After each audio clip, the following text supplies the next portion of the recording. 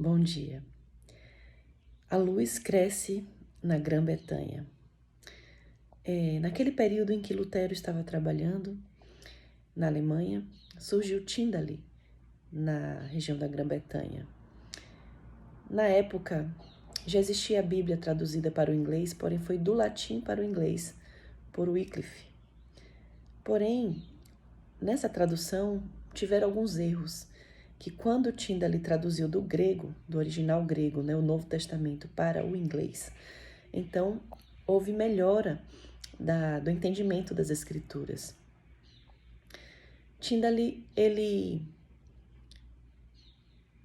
ele acusou a igreja dominante, que dizia que somente ela poderia ensinar a Bíblia e também dar a interpretação.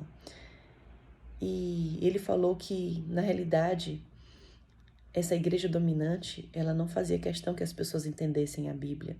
E até queimaram a muitos que procuravam ensinar a palavra de Deus. E que, se fosse possível, essa igreja teria até destruído a própria Bíblia. Bom, Tyndale trabalhou ardorosamente. Inclusive, ele foi para a Alemanha para poder fazer a impressão. Ele imprimiu 3.000 exemplares da Bíblia. Muitos compraram, quando ele enviou secretamente a Londres. Porém, o bispo de Durham, ele comprou grande quantidade do estoque das Bíblias. E quando Tyndale foi preso, e quando perguntaram a ele quem foi que estava beneficiando ou auxiliando para a impressão da Bíblia, Tyndale informou que o bispo de Durham fez mais do que os outros por comprar uma grande quantidade. Bom, Tyndale, infelizmente, foi preso, foi morto como mártir, testemunhou de sua fé, mas em seu lugar, Deus levantou outras pessoas. Deus levantou Latimer. Ele sustentava a ideia de que o povo tinha que ouvir o culto na igreja em sua própria língua e escutar a Bíblia. E as pessoas não deviam seguir os mesmos caminhos de seus pais, mas que deviam procurar na palavra de Deus as orientações para tomar suas decisões. Latimer, infelizmente, também foi para as chamas, e quando ele estava se queimando ali, juntamente com outro colega que também trabalhava com ele consolou o amigo com essas palavras: acenderemos nesse dia na Inglaterra uma luz que, pela graça de Deus, espera que jamais se apague. Na Escócia, Deus levantou João Knox. Ele passou a ensinar a Bíblia, e quando foi colocado diante da rainha Maria, ela falou para Knox: vocês interpretam a Escritura de uma maneira e eles, os católicos, de outra. Quem é que eu devo acreditar? Quem será o juiz? Então Knox falou: creia em Deus, que ele fala claramente em sua palavra. A palavra de Deus ela é clara por si mesma. E se aparecer qualquer diferença, ambiguidade em algum lugar da Escritura, que nunca é contrária a si mesmo, em outros lugares, explica a mesma coisa de uma forma mais clara. Olha que palavras sábias de João Knox para a rainha da Escócia. Bom, Knox trabalhou firmemente até que toda a Escócia ficou livre da igreja perseguidora. Já na Inglaterra, o protestantismo se tornou a religião dominante, porém, com muitas características ainda da igreja que dominava o mundo. Bom, o fato é que eles rejeitaram a supremacia do líder que dominava o mundo, dessa igreja, porém, o rei se tornou o cabeça da igreja e não existia ainda uma total liberdade, para as pessoas que queriam seguir a palavra de Deus e ter totalmente liberdade de escolher. Bom, o fato é que no século XVII, milhares de pastores foram destituídos de seus cargos. O povo foi proibido a assistir a qualquer reunião, exceto a que era vinda da igreja do rei da Inglaterra. Com essa perseguição, muitos fugiram da Inglaterra para a América, que hoje é os Estados Unidos, a fim de que pudessem ter liberdade. E ali, essas pessoas lançaram o fundamento da liberdade civil e religiosa. Não é à toa que existe lá a Estátua da Liberdade.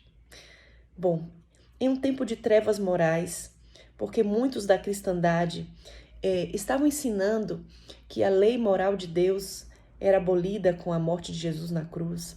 Então, eles não eram muito diferentes daqueles que não criam em Deus. Mentira, roubo, imoralidade era comum. Então, era um período de trevas morais.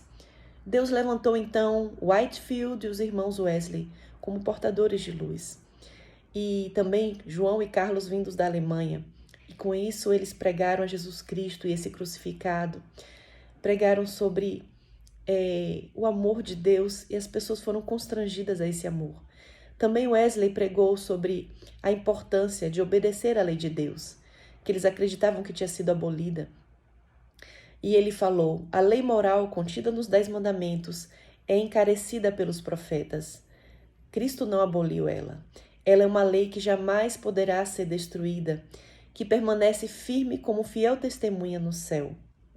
Ele mostrou a perfeita harmonia entre a lei e o evangelho. Sabe, existem versos na Bíblia que falam sobre a importância dessa lei moral. Em Marcos 5,18 diz: não cuideis que vim destruir a lei ou os profetas.